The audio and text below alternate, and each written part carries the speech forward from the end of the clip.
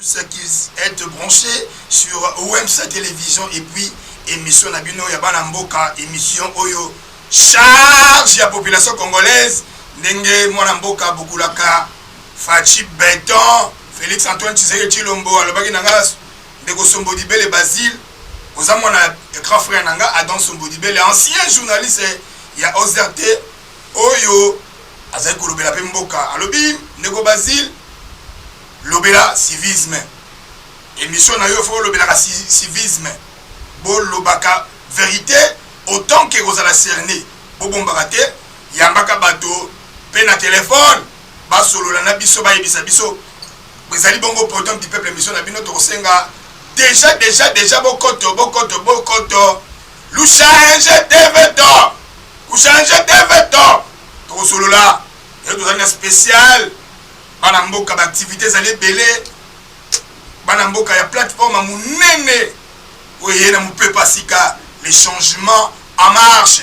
LCM conduit sous la supervision ya coordonnateur national la bango de John Mbaya Tita otobenga kana bolingo nyoso honorable oye asa honorabilité à lobela la population à travers la déclaration nyoso et bakozala Bazala yemode bazala nande konabiso président wazali président à parti naye parce que plateforme on a munene LCM le changement en marche et sangici plus de 20 partis à minene yamboka balobito to coaliser ba force pour to booster mboka qui est liboso économie et qui est liboso ba querelle politique totika nous sommes maintenant un moment où tombo la mboka lokumu yamboka na biso to solola mais yambo Tolobi mwana mboka John Mbaya Ntita Mbote. Oui, Mbote ndeko molinga mi Basile Sombodibele. Voilà. To lobi pe to sali ndeko na biso o to bengi na kombo ya président Basse Ndombe Pierre Basse Ndombe ozali mwana mboka to sali awa yepe to koloba naye ndeko kotala kamera kuna ndeko président Ndombe Pierre Basse Mbote wayo. Mbote na yo mingi papa journaliste. Boni nzoto. Nzoto ezali kolongono na komba nzambe komba Yesu. Lelo ba kisasa ba kongolais nyoso ba koyeba vérité ya actualité zoleka. Biso na LCM o ezali des changements en marche. O ezo ko sala likambo état de droit kolobaka ne bosolo lelo ko yoka pe bosolo na biso. Voilà, merci. Ko banda yambo to banana kolobela ba titre na biso to kolobela dossier ya mukuna mona mboka mukuna état de santé na yeso se dégradé to éviter soki ezali ba maladie to benga ba maladie judiciaire ou soit piscose ko banga mende ko albaki komba ezali parce que komba ezali il faut ni ko solo na komba et puis to kolobela déconfinement progressif ya ville Kinshasa et to kolobela makambo ba koloba soki ezali vrai ya monnayage to kozongona ba leader d'opinion mwana mboka John Mbaya Ntita akoyebisa biso soki ndenge bazo monnayer ba corps moyena $2000 pour ba taxango kezali coronavirus pour to la dixem ba image lobi lundi to ya ba mwana mboka shakindala ndenge famille moko pe na kimbatseke mwana banga kufi na maladie ça fait plus de 4 mois mais tout ça baté soki comme corona cop tonine ndeko John Mbaya Mbote lisusu. Oui, Mbote ndeko papa journaliste. Boni LCM. Ouais, lisanga na biso LCM ezokotambola malamu. Vraiment na mwangonga moke to salobe sanza moko pamba mais ba réalisation eza ya kokamwisa. Ya kokamwisa neti nini ba eloko nini ya moboko bosali déjà. Biso déjà objectif na biso ezalaki ya ko soutenir état de droit. Na kati ya état de droit moto ata moko te akoki ko manquer mokonzi ya mboka respect. To monaki le 12 avril ndeko Alexis Tambumamba amakaki mokonzi ya mboka respect. Le 13, tout ça propos égaré. Ouais, bah propos vraiment au bengue égaré et puis bah propos moko ezako offensé mutu et mutu yango eza symbole ya nation. Donc moni le 13 biso pe to mataki to bengaki ba ndeko na secrétaire généraux to telemelaki yango ti na suka pe na suite ya pression na biso mokonzi ya mboka annulé arrêté wana. Donc na minute to zaboye soki o tengami au long la nzela état de droit biso to zongi sur état de droit. Donc ça totali bien LCM le changement en marche et yé ponako bon le chaîne de garde et la démocratie ou yé ponako vendre ça état de droit ponako pas dérapage ezalate. véritablement yango nde olobi toza lokola ba gardien à temple d'ailleurs soko otali na ba chaîne ebele tosi tobwaki mwa single na biso oyo eza intitulé état de droit donc biso toyebaki ete ndenge alanga nzembo Koffi Olomide onalingaka mingi alasaki alobaki ete mwana mokonzi akotaka boloko te mais lelo tosomona mokonzi akoti boloko bongo yo mwana mokonzi kosuka wapi mais je vous dis terrible les Rwandais les Ougandais les Burundais ba Angolais ba Européens ba Américains ils sont en train d'apprécier beaucoup les chefs de l'État que je salue de loin son excellence Félix Antoine Tshisekedi Tshilombo na bokoti ya état de droit na mboka na biso mais balobi mwana mboka tokele déjà mala moko parce que vous allez podium du peuple bande ko boko benga boko yamba bande to yamba bino mwana mboka président coordinateur national John Mbaya Ntita to moni côté kuna balobi soki bo mekina yuma ville ko comme pays comme ingouvernable oyamba ki décision bongo neti ndenge ni à propos boko oyo izo inciter batu na bitumba to moni que président bakangi misu na makama yuma $200 000 $200 millions. Té, au moni, baba chaque chose a son temps. Chaque chose a son temps. Donc, tozo sa la course na mutute. Mokonzambo kazo sa musane malembe. Et boko mona ete na bosali ya mosala na ye, nyonso bosala ngo bosenga boko zo yango. Donc, ezala yuma, ezala bamatata pognon, ezala tout celui qui avait mis la main dans le trésor public aibaki akoleka liboso ya bazuzi. Donc, ndenge elobi na article 12 ya constitution, tout le monde aza égal devant mibeko ya mboka. Voilà. Donc, mutu atamo te azala épargné. Voilà, mutu azala épargné te balobi état de droit, ezali makasi metoko ya mande ko moko pe kalaté, ya ko benga biso na mikili angele, na mikili na kuna na Paris ndeko na biso, to moni déjà to manquer à peine na yende ko dérive, dérive. Voilà, to yamba sima. Ndeko Pierre Besséa, Boni, situation Mboka. Bon, merci beaucoup, messieurs les journalistes. Situation Mboka, Nenge Bozo Komone Yango, Gisoto Zali, Lingomba, Oyoba Bengi, LCM. Et là, ici, les changements en marche. On a vu que les changements en marche et bandi, puis nous avons besoin de mbongwana ndenge koti na mboka biso to lingi ke le koto zali sima ya mokonzi ya mboka président de la république to lingi ke changement na mboka ekota ezala total vraiment ezala total to boyi makambo oyo ezalaki ke non ngana zali ndeko ya yo zali ndeko ya kingandi te to lingi ke état de droit esala mosala nango to lingi ke justice ezala justice pona batu nyonso nous avons posé que le peuple congolais a souffert mingi. Kalaté dans un mois, nous avons comme 60 ans de l'indépendance. Donc, les Congolais ont toujours souffrir. Pour nini, à cause nini. Mais gestion, gestion opaque, soit mauvaise politique, mauvaise foi politique. Et ça les problèmes de gestion. Pour nini parce que la plupart des autorités de moni bazali kocha lobo konali bengaya l'état. Yangana to lobi que lelo oyo soki peuple congolais azo se retrouver te parce que ba oyo bazo ko sala politique bazo ko sala ngo malamu te. Pour nini to lobi que LCM les changements en marche. To moni biso moko ndakisa depuis mokili na biso Congo oyo ekelama nanu to monate bakanga Mukonzi, azali autorité à niveau à l'écolo. Je te montre quand même exemple, au bino moko boyebi, au baotu ko kanga, au bazo chama boko na caisse à l'état alors que l'état en a besoin mon solo. Quoi bon ça banzela. Pour la insécurité dans la Kinshasa bakuluna. Mais insécurité égale le manque d'électricité. Ce qui courant est allé partout. Mungona boyate, ayibisoka yeba ko mona yeba ko repérer yeba ko kangaye. Donc pour le moment avec le président en place, parce que le président Salam Sala, Mboka Yokene Madame. Voilà, Mboka Yokene Madame, tout en la confiance, et à mon Mboka Bukulaka Fachi, toi accompagné. Le président John Mbaya Ntita, tout le monde, vraiment, situation, ils ont se dégénéré, gaga, côté Moussou, nombre de bâtiments mata, tout le monde, est-ce que le gouverneur Obik à la tête, tout en a déconfinement progressif, il y a Gombe, est-ce que économie na biso na corona toujours préparer mon déni par rapport à Bichamboka et puis prise en charge il y a bateau bazana maladie. Bon, merci beaucoup mon amboka pour la malbo besinga mais eza soni pe makambo kama mingi na mai oyeleka na mboka Afrika.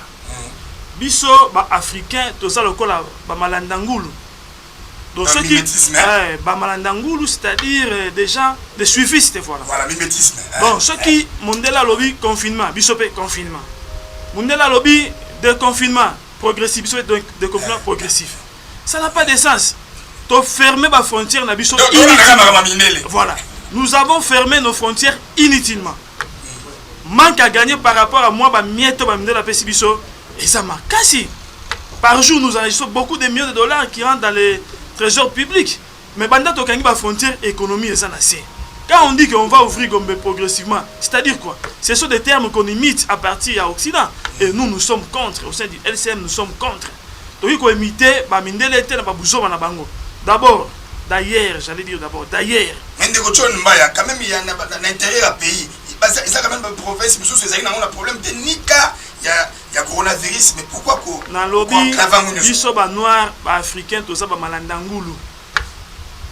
Et démontrer que, d'abord, sur le plan sanitaire, tout ça, dans le Moussika, la norme internationale, dans le coup de coquille, distanciation sociale talanga na toza 50 cm pamba n'est-ce pas que na zando au moment que ba tout na bango mais si réellement maladie wana ceux qui maladie wana et bande ko se transmettre ndenge bango balobaki nde héros la moitié qui ça va kufa déjà nde héros la moitié tikala ki ndamba za agonissant mais non est-ce que tokoloba il y a quand même une phase d'escroquerie et le moment net baninga maladie exagération peut-être. En tout cas, pour la biso bana LCM to sengiete, en tout cas, il faut enquête moko za ouvert contre équipe ya riposte ya COVID-19 parce que tout ça qu'on enregistré ba monteur kafu OK, mais ce qu'on a cinquantenaire ba malade ba so lanzala. Ça n'a pas de sens. Vous comprenez? Nous disons ceci, ce sont des aventures. Rouvrons nos frontières, redémarrons nos économies. Peuple a besoin d'économie. Tant que non, pas chez Ali Mboka, pas chez Ali. Mais pas chez Ali, c'est normal, pas chez Zala. Parce que Mokonza Mboka a composé toujours dans Bakadia. Vous comprenez? Ils n'ont pas compris le message du chef de l'État. Nous avons signé des contrats en partenariat avec FCC. Contrat aux Akiniso Boy Baraté Makambuya FCC na UDPS. Et ça dit que président Tshisekedi a coquille qu'on fouine dans le passé. C'est-à-dire, Makambutu et les gars qui et les gars. Tout le monde marche à Sika, président à ces conditions, pour introduire l'état de droit. Maintenant, Nyamu Nyamwana, Oba Messa Nango, Ben Nango, Tina gestion ya président Félix Antoine Tshisekedi Tshilombo. No moni, ma ministre Moussoussou, parce qu'on désobéir, un individu, à la télévision, Azako attaquer chef de l'État. Librement. Vous comprenez? Il y a coalition, conséquence. Nous disons, nous le peuple, cette coalition ne nous profite à rien. Nous demandons au chef de l'État de casser cette coalition. Et nous, dans les LCM, dans les jours à venir, nous ne voulons plus de cette coalition. Non. D'ailleurs, pour votre information, au moment institutionnel, au Parlement, où il y a deux chambres, Assemblée nationale, na Sénat. C'est une institution budgétivore. Et ils ont contribué et ils ont nous, on n'en a pas besoin. Nous avons besoin de d'amener. Vous comprenez? Le chef de l'État peut dissoudre ce Parlement. Ok, on travaille sans Parlement. Voilà, merci. Mboka, mais c'est aussi un problème, sérieux problème. Lorsque tout le Bamagangwa dissout le Parlement, est-ce que vraiment le président a cette décision? Nous connaissons beaucoup de pays où le dissoudre le Parlement, le Parlement peut vendre le Parlement, rôle Nangosani. Ok, qu'on légiférer Mibeko, ils ont joué un rôle, il y a gardé fou dans le gouvernement. Il y a Paris. Allô? Bonjour, M. Bazi. Ouais, bonjour, Ndeko Richard de la Rive. Bon Ndeko. Oui, Kitoko, papa. papa Naza bien, je vais bien, tout aussi aux la déconfiner en France, Mobimba. Voilà, tout ça en direct, tout ça les gars en direct, voilà, tu as mis tu as LCM de Cochon Nombaya, tu as mis on a plateau, ni ne rôle pas pour la téléspectateur n'a pas podium du peuple, n'a web sa télévision. Non, merci. Tout d'abord, je tiens à vous remercier pour l'intention au fait Takanga tout le temps. Je me représente, je suis M. Richard Delary Oujanaï, à partir de France, Nazari, cadre, c'est membre et c'est-à-dire confiance en le papa excellence honorable Lambert Mende, grand officier à Boka, papa à Maïkli, où il y a sur la valeur et délai. Malgré qu'il n'a remercié, nous va conduire à Boka dans la musique, qui a qui a véri. Là, qui va me dire, mon préventif, l'idée était bonne. Et puis, je tiens aussi à remercier tous mes camarades du parti CCI, sans oublier l'honorable Lambert. C'est ça, ok. Bah, ok, alors, intervention dans les Aliboui. Makambo confinement, na Congo, na Polani, na Mustika. Toza Poyoka, Makambo, les amis positifs et négatifs. Soi-disant, monsieur Papa au côté de Maka, ou Minga monsieur Papa au niveau pour la base. On dit réseaux sociaux, le bar n'importe quoi. Moi, je suis politicien, je sais ce que je dis. Tout à fait. Il est vrai que pour remercier ma Kondiambo, qui a fait mon connaisseur pour qu'un Boka Kishasa, Nandi qui va confiner Banamboka. Donc, comme il y a des confinements, j'espère qu'il y a des confinements qui sont bien. Na tengi na bango kaka qui est déconfiné de la respecter, mais il peut pas de la mesure sociale. Merci. Ndeko Richard Delarive. Oui, Ndeko Richard Delarive. Transport, bah, tu vas garder ma masque, dès que na photo auto, garder masque, na ba train, métro, mais na balabala c'est libre de porter ou pas. Na ba ça des sports, des statuts, des nombres de personnes, na ba des gros masques, et puis partout, il est dans la loi. Merci. Ndeko Richard Delarive, l'actualité a dominé dans l'arrestation. Il y a mon amboka Mukuna, puis mon amboka Fitel Kamere, pour la 100 jours. Avis non rapidement. Bon, Moni Makambia, président Kamere, je tiens à lui saluer des loin. C'est un grand politicien comme d'habitude dans le Barango. Ils ont un problème, et aussi la présidence, ils ont la première justice. Je ne suis pas en mesure de tout répondre à ce moment parce que je suis déjà au salon Nango. Et puis mes hiérarchies, à part, je ne vais pas faire une autorisation à Kologango vraiment plus. Mais, je n'ai que justice les années Namboka, les indépendants, les au salon Moussala. Et puis, Nathalie, Nani, Botanimomba, ISC. Merci, Neko. Deuxièmement, pour la Mambia Mokuna, omoni balobaka tiamutu tia nzambi tia tozali batu. Moi je connais avec azali pater et quand vous savez délai na makambo il faut faire politique na kati. C'est un peu bizarre, tu sais. Je me réserve beaucoup. Il y a des sujets il faut se réserver. Normalement entre nous sommes des papas, des responsables, on est des copines à nater. Tout la politique il y a un, il y a copines à deux, il y a copines de musique à la vie, il y a bâti. N'est-ce que justice à Poland de l'ango, ou toi, d'ailleurs, possible pas pour faire. Point de vue dans l'ango, parce que nous sommes bien cultivés auprès du papa Mende. Il nous implique beaucoup de choses, beaucoup de réservations, parce que le rôle va n'importe quoi. Voilà, merci. Merci, Ndeko Richard Delarive. Pesa mambote, bon to zonga na bandeko na biso teni na plateau. Malobambo ga Richard Delarive. Na pesi mbote mingi na bana barumbu, medi barumbu, konga na créateur fait fondateur et me dire bambo na sala fondation nangai fondation de la rive me dire bambo pour na tri papa na za pe cadre responsable ya CCI na bambo na petit bote na Guillaume oyazali bourgmestre nangai Guillaume Ilunga. Ah oui, le coach Guillaume. Il c'est André oyazali cadre na bisma CCI et puis ma membre tu à CCI. Merci. Mes condoléances na yo pe au qui m'attend. Merci. Bakunda lobby. Voilà. Merci, là c'était Ndeko Richard Delarive à cadre à Tenagi bon parce que Boebi tout ça na web ça ou YouTube à Tenagi bien à Benga biso intervenir. Merci Ndeko Richard Delarive un commentaire Ndeko John Mbaya. Ouais, j'ai entendu notre ami intervenir avec beaucoup de réserves. Donc je pense que il n'y a même pas moins de commentaires là-dessus. Il n'a fait qu'émettre des réserves et des réserves. Il n'a pas présenté une opinion fixe. Donc voilà. Voilà. Tu as mandé que bon tu y a mabé Ndeko.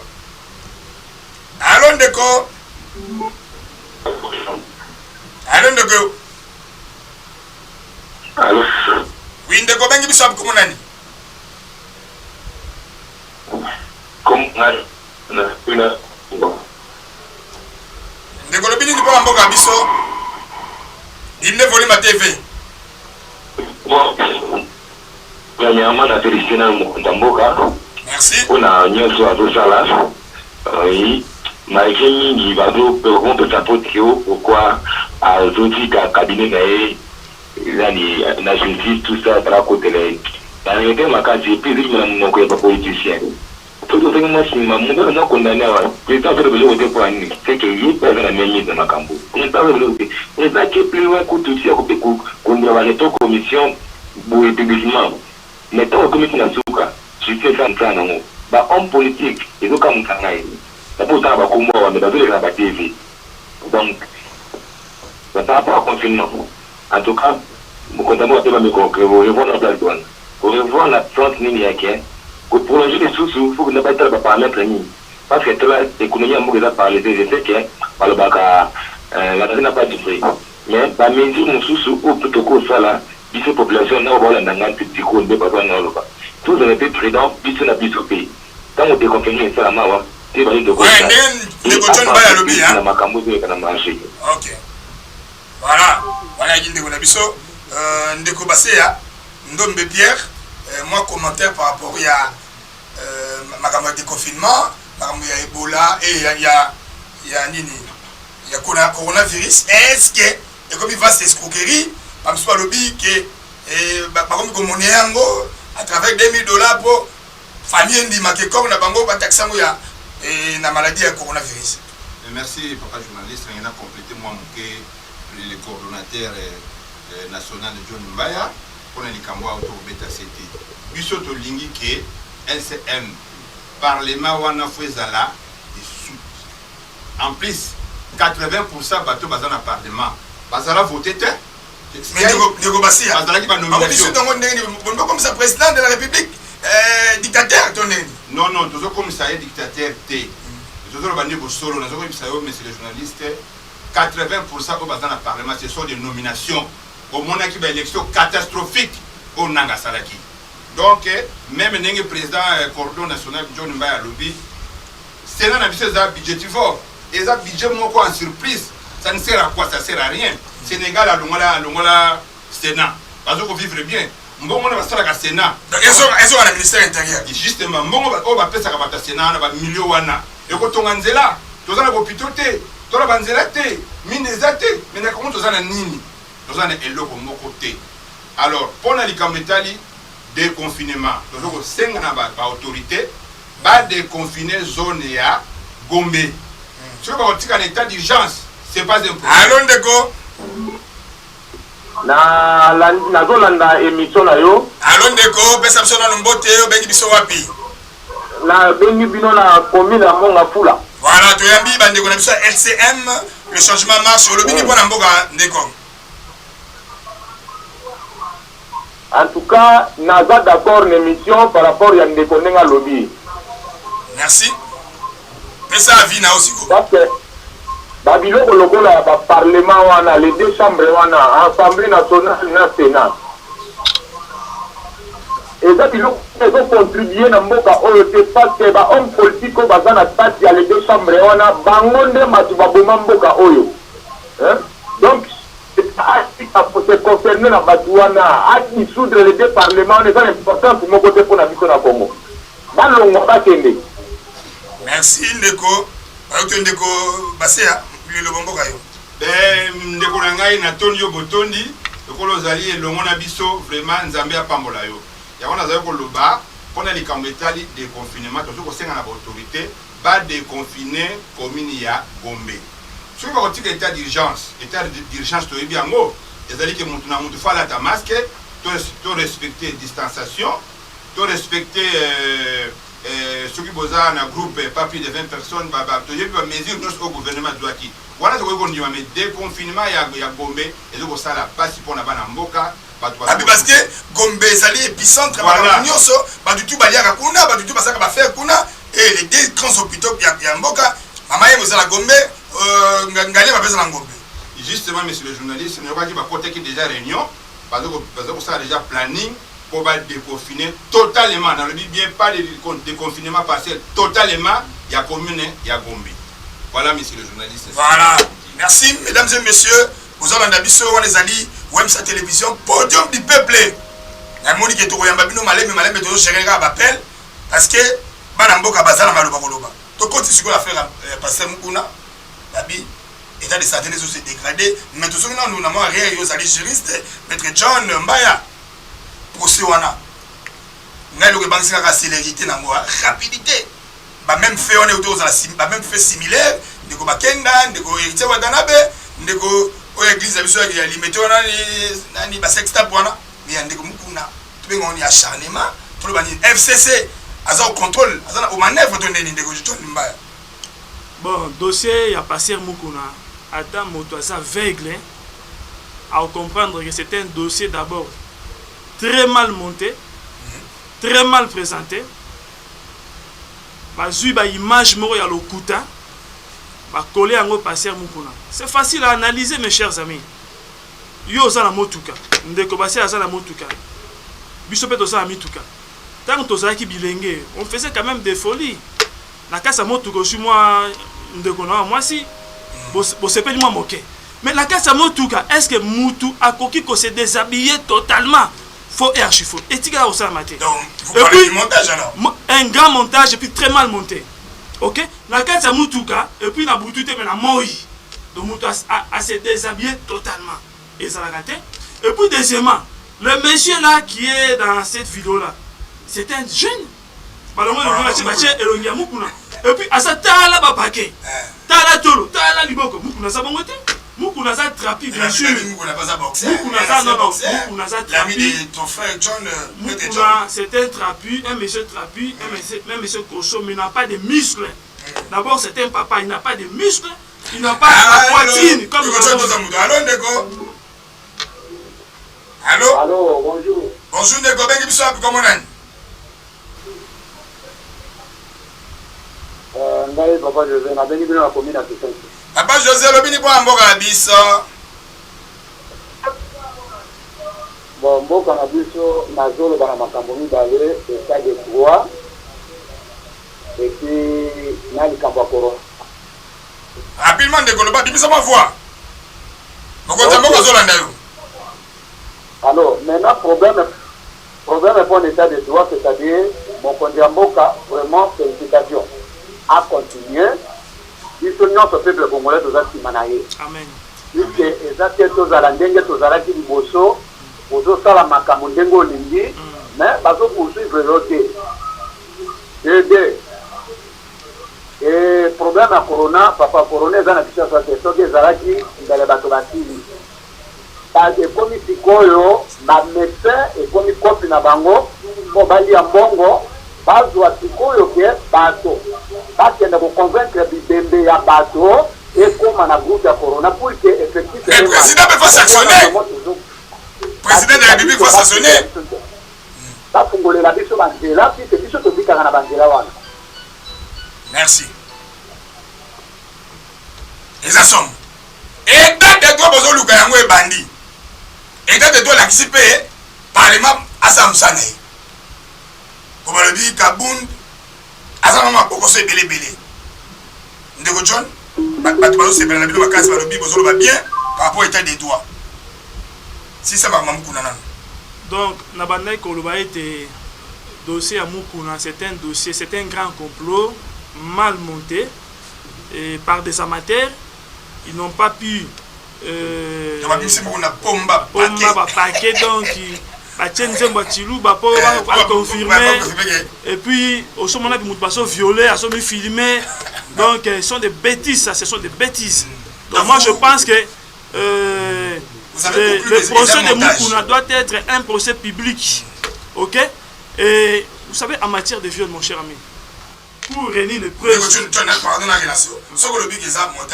que parce que tu es dit, nous sommes sans ignorer que nous avons tellement de makasi mon amboka et sénateur à vie, famille politique FCC et nous avons montage. Moi je m'attarde sur le dossier de Mukuna. Je dis que c'est un montage mal monté. Ok, et puis ça son niveau dans la justice en Boga Nabiso. Magistrat, je pense qu'il faut l'interpeller. Ok, Mukuna c'est un père de famille, c'est un grand responsable, il a plusieurs cellules. Il y a l'église, sa fuite n'est pas à craindre. Ok. Donc ce qu'ils ont fait, je ne sais pas les motifs avec lesquels agir Bongo. En tout cas, heureusement, tout ça dans l'état de droit. Heureusement, tout ça dans l'état de droit. Passer Mukuna place à Fandi, na bandiminae, na famille n'est pas bangate, tout ça dans l'état de droit. To fungoli misu, ba dongolo misu, baza suna sika o lekelate. Donc to fungoli misu. Donc, je voulais revenir sur intervention en de quoi avec la télévision que ba politicien mususu baza ko leka, baza ko condamner mo konzambo kandenge, asa ko abandonner ba membre ya cabinet ne bazo kanga bango. Mais non mes chers amis. Bomona ki sport le kaka ya mo konzambo ka lobby atosa mona mère nanga. Ata to damaki no mbolongo sika moko. Mais soko tima boko na caisse à l'état que nena nukuna. Mais ndeko so bangisa ndeko Chilombo Tshisekedi le président Fachi Beton abandi kaka na allié na ye. Pour aller banana mtina ba oya yemu ya ide pesa bana allié. Et puis il y a les détails. Ezo ça la passe na inconscience, niveau inconscience ya peuple congolais. Yango moni les changements en marche et yé pour changement côté qui déjà. Allô.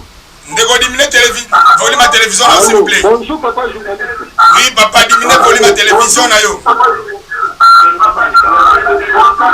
Allô Pipoya. Allô. Diminuer volume à télévision ndeko. Allô ndeko. Allô. Oui, on est déjà en direct. Bonjour. Bonjour, bengi biso wapi? Bengi bina partir la commune à Lemba. Comment nani? Comment on a Papa Jean? Papa Jean lobini po amboka biso. Bon, Nadina le babou est intervenir mon pied pour la propos moto yo à ça droite na yo. Moto oté, messieurs, moto oté ndeko. Que na yebi komboté, oli misangai. Voilà. Monsieur à sa droite na yo, na yebi komboté. Ndeko John Baya. Na moni na on a intervenir. Bon, à ça qu'on parlait, na yebi té soki alingi au GCN. Pour nous, ça qu'on a une chose de son contraire à la fois. Ce qui est réellement un état de droit. Et là, on a un bati ka justice. Asala musala ngo tina suka. Pour un problème à mukuna. Kolia banda ko intervenir que mukuna sa innocent. Asa ko innocenté par rapport à quoi? Enquête nini ya ça na niveau na yeba trouver que mukuna sa innocent. L'état de droit à bon côté. État de droit ça la justice n'est ça la musala na ngo. Voilà. Le point la bakanga qui mukuna soka moni que non peut-être juge wana zani va changer juge. Ça se fait. Mais bah que la justice c'est ça musala na ngo. Merci. Comme na beta géniaux de ça pays c'est la démocratie. État de droit so régné. Okoyoka soki bakangi mutu. Bah que la justice c'est ça musala na ngo. OK, merci. Ça me kokoya. On ça la pou. Merci ndeko Nasiri idée na ya lobby. Non, d'accord pas déjà idée. Voilà, Bokoto, podium du peuple, et Ambilelo, Banamboka, Ndeko Bassé Andombe, Pierre, Ouazali, coordonnateur adjoint chargé des partis politiques, associations et personnalités indépendantes. La personnalité indépendante n'est pas Bissoboé. Leader d'opinion, mais personnalité indépendante. Bongo, la droite Nanga, tous allez na Yemei, le coordonnateur national, il y a le changement en marche. Ezasomo ndeko. Ku changer télévision to. Lu changer to podium du peuple yango. Président John. Oui, ndeko. Le était des droits na yo zali déséquilibré. Kota caméra bi et des droits. Tant que Betty moto to défendre le président Boka, le ko la yo pondé défendre ndeko Félix, au comme yo population azokizabi tika justice ça msanango. Merci beaucoup. Napesi mbote mingi na papa Jean Ozando Inanga. Je pense que tant on a ça koloba au sembolaki mato imala mote. Na lobite que mukuna za innocent. Na innocenté payete. Na la malobalanga malam. Na lobite vidéo wana za mal monté. Na za ko s'en prendre na vidéo. Une vidéo mal montée. Vous comprenez? Et puis à la fin, j'ai chuté en disant heureusement état de droit ezali. Et dit que le justice et ça Moussa na ngon de papa Jean ndoi nanga mwana lemba. Donc dans nous toza koleka na télévision, il faut au symbole la matoi malamu kolanda oyo toza ko transmettre la population. Nous n'avons pas droit à l'erreur. Nous ne pouvons pas transmettre à la population de valeurs négatives. Toye pour na ko changer. Comprenez? Donc papa Jean na lemba achosola malamu ete ndeko John Mbaya maître John po ete naza avocat naza ko s'insurger contre vidéo eza vidéo moko mal montée pe ya lokuta. Ndeko John et je peux le prouver noir sur blanc. Pour tout na ndeko baseya tango zo mona ke mama wana mami Chibola bazo accompagner na télévision mo boye la kisa biso ke 5 chantiers ya mokonza mboka ba comme ça biso ba dessiner ki sasa ba vidéo ba nzete moko ba dessiner kitoko télévision na tebika dans des télévisions proches ya ndeko Kabila ils ont accompagné place on a lecture état intellectuel ndenge Félix habite ça ba intellectuel au zaki na proche nini. Moi je suis en train de m'adresser à tous ceux-là les compatriotes congolais qui n'ont pas encore compris que makambo changé. Oh bazo revenant na tango kala na régime ya kala bande ko nangai makambo changé. Boy ba ete chaque chose a un début et une fin.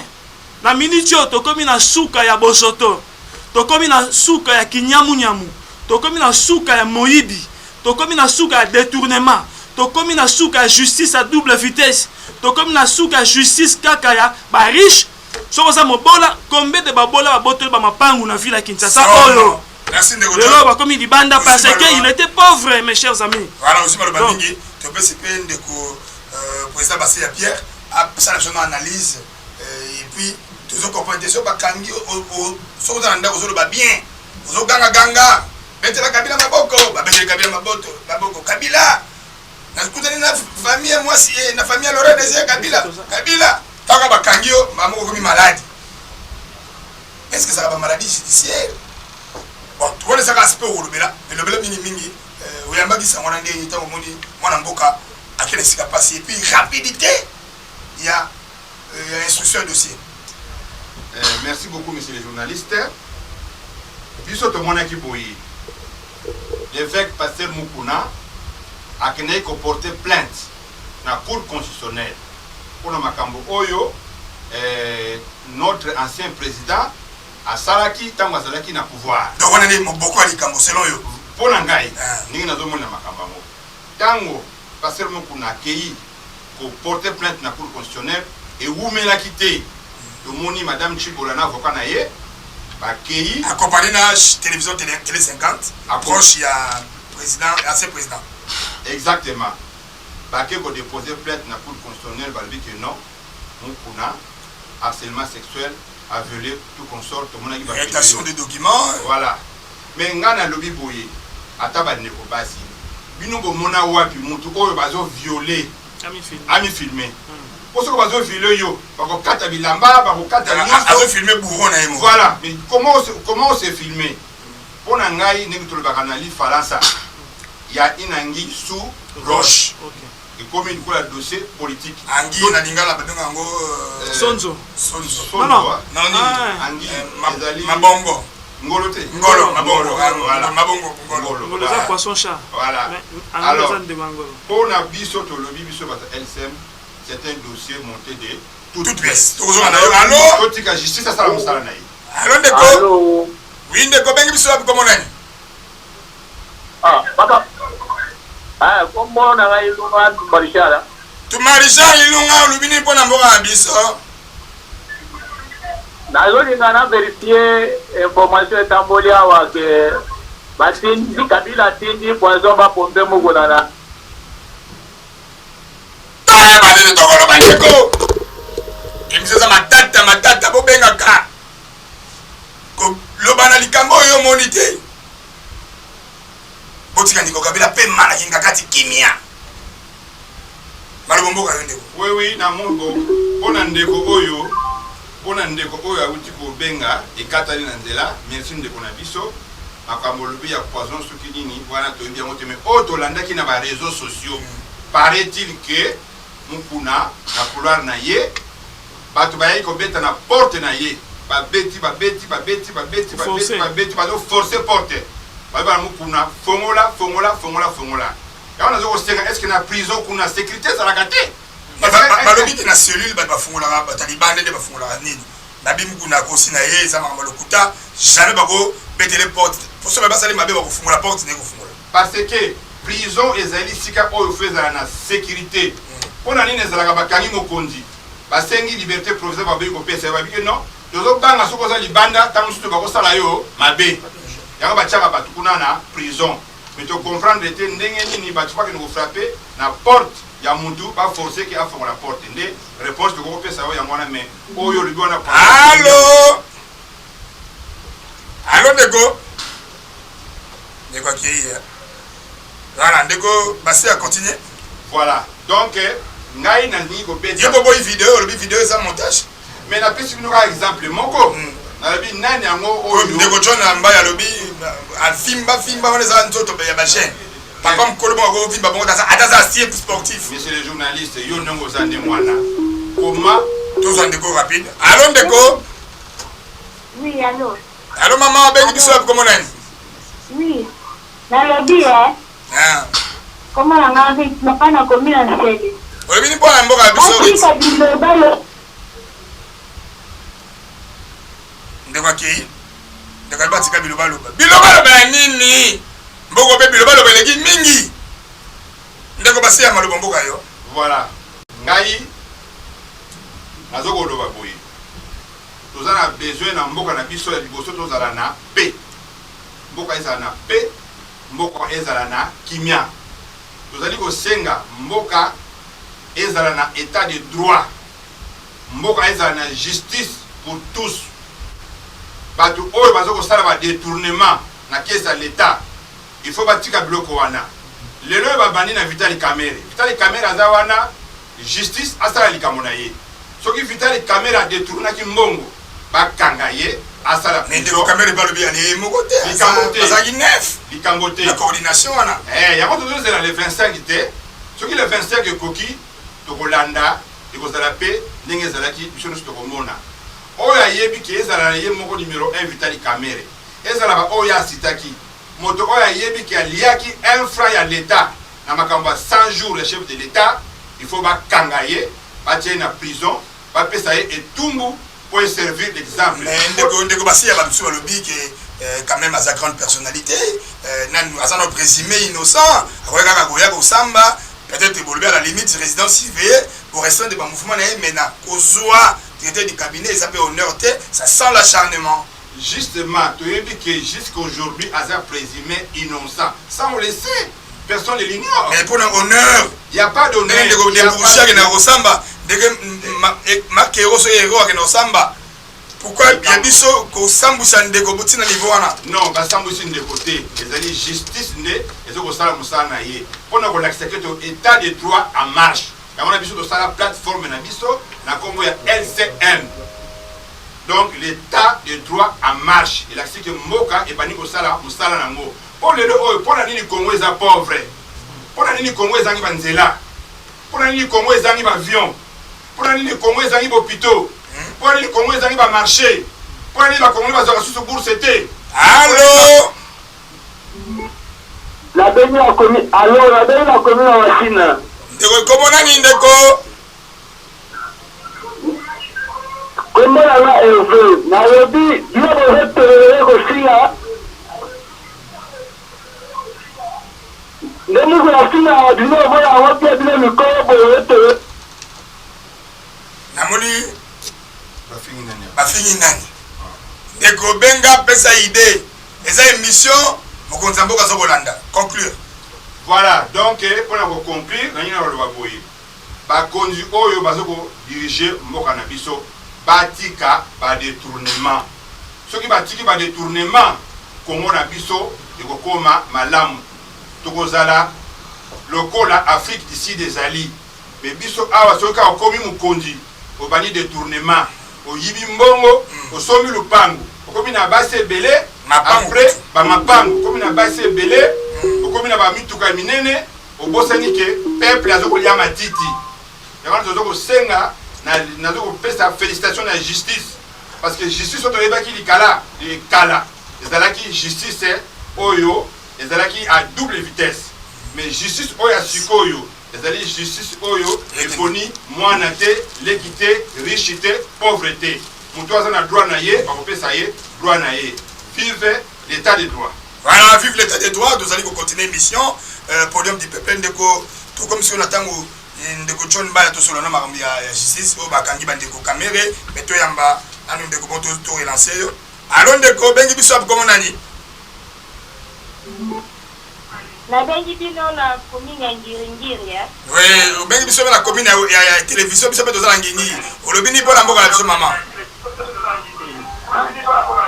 Bon, on a assisté à l'émission de façon que ndeko wana zoloba kaka mutana ngo qui ndeko vital ya yibaki bakokanga ye soki te muku na sala kibongo sala kaka musala na ye mais la chaîne na bino ezo craché hein c'est comme c'est un problème mais c'est un kitoko en tout cas ils a bien mais chaîne ezo craché vraiment. Ok, merci ndeko. Voilà, to senga kuna bomoli batu ba big chaîne ezo craché mais eza tente dépendra na ba télévision na bandako na bandako. Ndeko John Baya rapidement affaire caméra acharnement ou justice. Ibani musana nango ndetolobi justice esa musana nango. Ngala zo déplorer mingi niveau ya inconscience ya peuple congolais. Peuple congolais aza mutalboso wala nzala mutalboso pasi na mboka. Mais tangu mokonza mboka a instauré état de droit parce que na état de droit sur la nzembo na biso Charlie Adjangamboyo aza ko na état de droit nzale kosila na état de droit ba militaire ba policier ba ko bibundela solo na état de droit que là si e kozala ofele donc to soutenir état de droit to longola ba sentiment partisan o nani bozo ridiculiser mutu na yo yiba 100 francs na Gambela le but ils avaient une coordination il y a 9 personnes pour aller du présidium lui ils agissaient au nom du président de la République bato yo babengi banzuzi baza bato batangi kelasi molai OK soki ba indice ya culpabilité za ko peser makasi en tout cas et puis crainte ya foot ezali il faut pas m'appeler mutu ko m'appeler mutu za ko condamner mutu te. C'est-à-dire il faut à la disposition permanente il y a justice. Soki ndeko kamere aza innocent justice et ko blanchirier. Soki azali mushangalume masaro bakangi balobi na besusukuna abandi otaka bakombo mingi basa na kata famille présidentielle. Président aloba kiboye na répéter maloba ya président. Alobi ata oza mwana mère na ngai ngo bata maman na yenda botaki yo. N'est-ce pas? Ata tobetaki na ongembo sika moko. C'est-à-dire lokola allo tozandeko allo Oui, allô. Allo ndeko lobini pona mboka la biso comment nani Oui, tozate. Bonjour. Bonjour, Comment Marvel, na bengi depuis commune à Kinshasa. olobini pona mboka la biso ndeko. Oui, tolingi toloba boye par rapport à au état de droit, mais tozo comprendre que tozo yoka avec Pascal Mukuna na prison qui o ba côté qui ba déjà ba attaquer à comme niveau ya hôpital bani bon comment montu ada na carte ya hôpital et ya carte ya prison mais aux autres na ba criminel ba nani ba toi qui te pour attaquer mais toujours comprendre que na mbongo ils ont nini bon projet na bango posa na bango za nini pona e ba bo mai kaka kuna to eza nini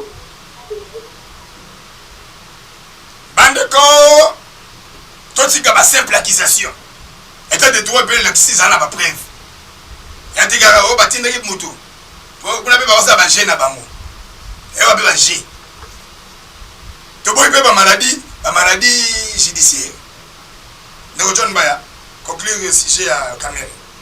Non, na o etali ndeko kamere azalaki disons il fit l'allié le bras droit du chef de l'État. D'ailleurs, pour preuve, parce que gestion Mboka Mobimba, comment il faut gérer notre premier ministre, il donnait des ordres de gauche à droite. Ok. Si on presque saut mouton, n'est-ce pas? En principe, il fallait que nous inaugurions en mois de décembre. Et ça cadeau au chef de l'État parce que les Congolais en décembre tu refléter le saut des moutons. N'engue to que Nabadi Abeba, Naba Madrid, Bamboka Kili tout le monde appelle ndenge mitu ke mataradi kolezo kitanase et pe ça rappelle biso posa na mboka na biso makambola pesa lema yango mokonzi mboka Félix Antoine Tshisekedi habité na pesa pe bandeko cadeau na bonne année mais kota la ndenge lanterne ya misale za kokende non ministre Sele ya finance abi non la publication sur mbongo te oh et bien que c'est belé mais na terrain na somo et le côté tu peux dire c'est les raisons parce que il a été décrié oui mais non c'est le ministre c'est à la raison parce que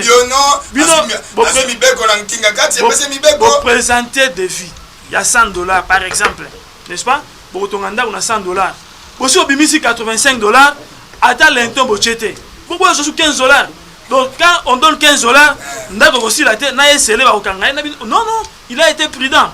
L'homme prudent voit le mal de loin et ça n'en cache, mes chers amis. Na o etali ba arrestation. Tozaka na bande de ba arrestation, mes chers amis. Mais moi je donne un conseil aux anciens gestionnaires, aux anciens PDG. En droit, il y a ce qu'on appelle la collaboration avec la justice. Ce qui est inde. Papa Kisula, nous sommes en Aboé, tant que nous PDG entreprise Songolo Pakala. Na yibaki mbongo ya l'État ndeko na moni na état de droit na boyi na kosongisa ngo na yibaki na tout consort. Donc c'est vrai l'État ko kepe mbongo na ye mais ba ko sala faveur biso peuple congolais comme tata wana a mis dénoncer moko de bon gré bon mbongo wana azongisi bosongisa tama 20% asa de bonne foi. C'est le conseil que je vous donne parce que fichier zali ya mutu moko ata batanga kiyote yeba ke ozali mais conseil nga la pesio kende pa papa Kisula na 4e kende komi la kisa biso peuple to ko chao poa biso ba na LCM to ko chao poa pe to ça en sorte que batiko en liberté. Voilà tout ça kozonga pour de clôturer émission 5 minutes tout sur le score magamia LCM les changements en marche 5 minutes tout sur là mais tout ça là nous dans nzembo oyo parce qu'il faut associer ça. Il faut dire que changement état des droits. Parce que les amis disent la bénédiction, il y a LCM, le changement à marche, plateforme Précision, c'est moi qui suis l'auteur-compositeur de cette chanson. Lui n'a fait que chanter. Voilà, donc c'est ça. Une précision détail. Voilà, mesdames et messieurs, Bolanda, Netikaka, vous avez un conseil à travers Banzem, chérie, tandis que Mboka est Tumba, et Zika, quand on va pas soit la querelle politique, Tolanda, bon, Timba Bievanga, Tolanda. Avec les coordonnateurs nationaux, et John Bayatita. Outimosika na Congo, État des droits. Son Excellence Félix Antoine Tshisekedi Tshilombo. Congo échangé liné au-dessus de la loi. État des droits. Fachi Béton. Congo est commis elengi. Tomona pasi uteki bombu koleka kama mitano. Tipo na baninga na eba umbu ya makasi ya mboka Afrika. Kaka Congo. Asima ya kibombu tope mata boke mate. Banoko baflama basasinde kosasa anzambe. Asima lipando tobina gimingi menyoso wana. Indépendant Tchacha. Sepili na boko sisi ete de trona Congo. Papa Fachi Beton Zamba batela yo pemi. Amakanisi kitoko boye biso basoba na ekolo ya Congo tuza na sima na yo. Oete na état de droit moïbe osida. Na état de droit bakobengana lisusu bana te mpona Minerval. Merci Fachi pour la gratuité. Biso peuple de moni tolobi. Na état de droit mboke komata. Avec Fachi. Na état de droit mapinge kozwa bibundeli. Ya solo pona kobatela ekolo. Congo, RDC mon pays.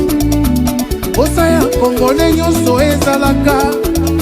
Justice ezala équilibré pona moto nyonso. Bariche, bainfluent bazalaka kosomba justice pona libenga. Tala lelo Congo.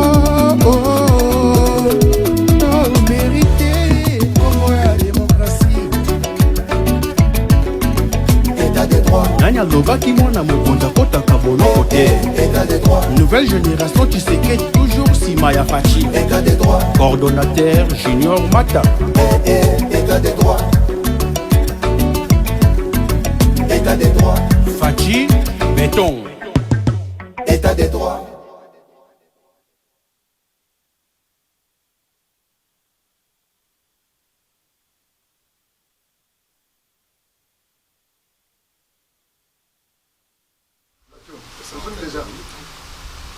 Voilà, merci mesdames et messieurs. Là, c'était une belle chanson, hein, chanson patriotique pouvant nous permettre de comprendre l'état des droits.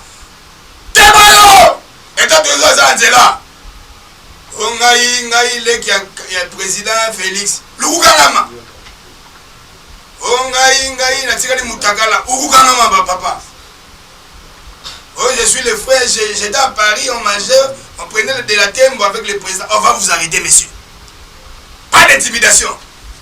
Nyoso, tobate la bibe Kwamboka. Dès qu'on passe à tout clôturer mission. Zagi spécial LCM, le changement marche. Rapidement, condensé, et puis on peut aussi objectif. Président pour clôturer. Merci, ndeko journaliste. Nazali kosenga na ba Congolais nyoso. Tozala Simaya Mokonzi Mboka, chef de l'État, Félix Tshisekedi Tshilombo. Parce que yé ayena état de droit. Nazoko senga na batu oyo bazoko détourner mbongo ya l'État. Batika ko détourner mbongo ya l'État. Parce que ce qui mbongo eza na l'État, na caisse ya l'État, l'État bazana na moyen ya kosala banzela, hôpitaux, ba marché, makambe belé, baroute de dessert agricole les alagate. Tozo mona neti biso na Congo central. Tona biloko belé ya kolia. Mais moyen biloko comme na nzela monene na route nationale po ya kine ezate parce que baroute de dessert ezate po ma biloko wana. Alors le tozo ko senga pe na l'état na autorité basala de confinement ya Gombe parce que population a de kokasuté.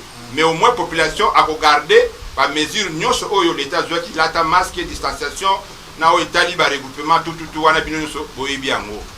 Donc biso LCM les changements à marché toye pour na état de droit.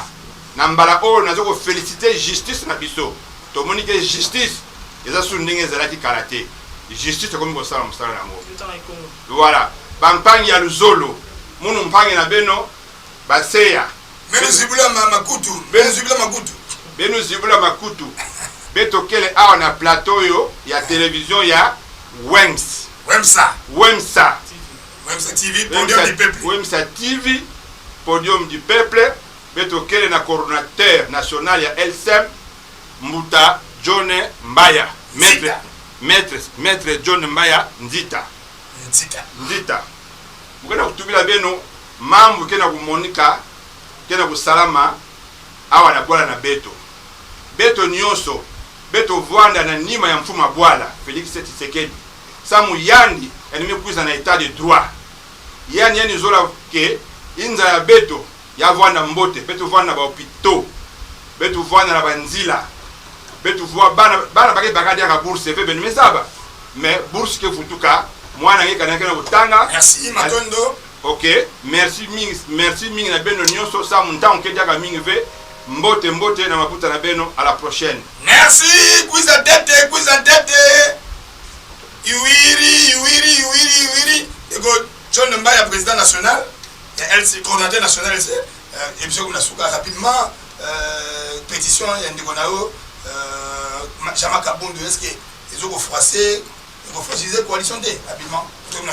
Bon, l'isumu oyo ndeko Jama Kabundu akabundu otobenga na bolingo nyonso mon général asali ezapo a dénoncer coup d'état constitutionnel oyo Alexis Tambo Mamba alingai kosala. Donc de l'isumu toujours esprit militant ça déjà comme déjà 4 non, il a dénoncé un complot.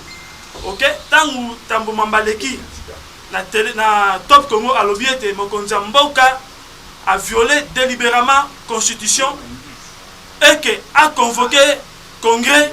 Je vous dis c'était intentionnel. Donc coup d'état nga osa manakati ya congrès on a la motion moko incidentielle nga bima tout consort. Donc mon général a déjoué complot na ne lusumu ya memi. Mais biso peuple tozo soutenir Jama Kabundu. Tozo soutenir rien. Toza ko yebisa bandeko oyo badongolo misu bien sûr quel que soit partenance ya plateforme politique ozana yango yeba ete déchéance ya Jama Kabundu est égale à la dissolution du parlement. Merci rapidement vision la bino ya LCM vision la biso ya LCM toza ko bunda biso bana LCM le changement en marche tous en posa ba politicien kalanyo so balongwa, c'est ça notre objectif principal. C'est-à-dire nous voulons mettre en place une nouvelle génération de hommes et de femmes politiques qui mettront Dieu au centre de leurs activités et qui auront un sens élevé du patriotisme. Donc, bandeko ya sika, bazala basito mibali, oyo basako sala politique, oyo tobengi bokulaka, bacha bonzambe na kati ya misala na bango, pe bazala bolingo makasi ya mboka. Nde objectif principal ya LCM. Na yango toute antivaleur. Et kokuta na chemin na biso toko panza yango. Voilà. Parlement pour la biso na minute oyo, on ne peut pas construire tokoki ko construire mboka na mensonge te. Peuple congolais dit que 90% ba député baza nommé. Alors ceux qui baza nommé te, ceux qui ba tient na tembe, basa na président to bandi ba élection. To bandi ba élection, ceux qui ba kolekata 10. Ça n'est fini ici donc to pesika longonya merci na Sacré et Mungu Wenjulu hein. Wemsa Wenjulu Mungu Sacré les lions de la Tchango. Merci pour l'opportunité. To pesi Polo Belge, Songi Amatonge, il y a Polo Belge. Merci beaucoup la Kaloïtza, Mbote Nayo, beaucoup la Kaloïtza. Mon amboka maître Blochard a dombé to pesi Lokumu, Patrick Salif, Tshisekedi to pesi Mbote, Patrick Mubengai Tshisekedi to pesi Mbote Makasi. Tokosuki Sananzembo wana soki sananga na clôturer émission s'il vous plaît.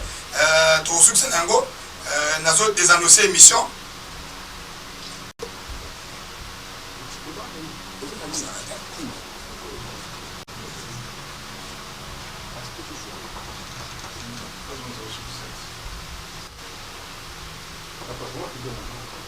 Ah, c'est bon, ouais.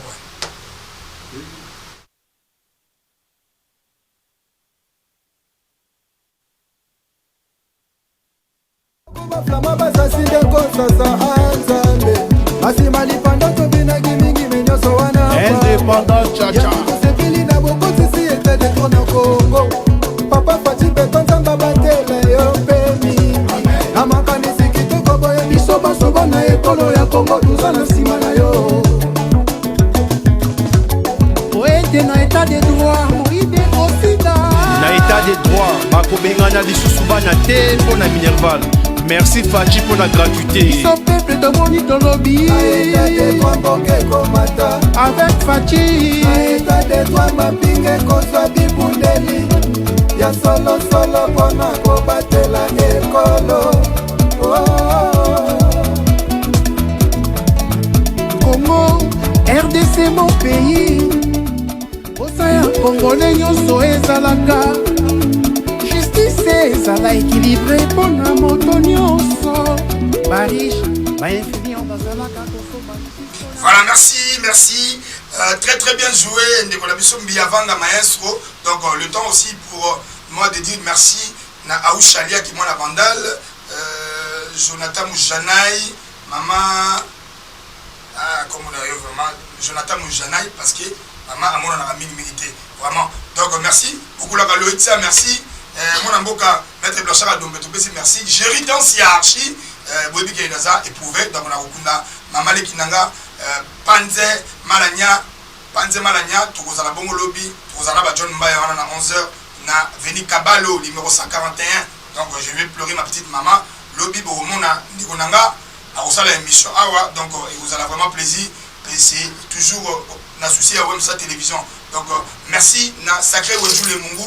On a réussi pour vous aujourd'hui à développer sur LCM, hein, donc le changement en marche. Ndeko coordonnateur national John Mbayantita et puis Ndeko Basseya Ndombe Pierre qui est le coordonnateur adjoint chargé des partis politiques, associations et personnalités publiques. Merci, restez branchés sur notre télévision Wemsa Télévision. Rédivision à 23h30. Bon, YouTube, Wemsa Télévision, télévision à YouTube, Kalaté à YouTube. Merci.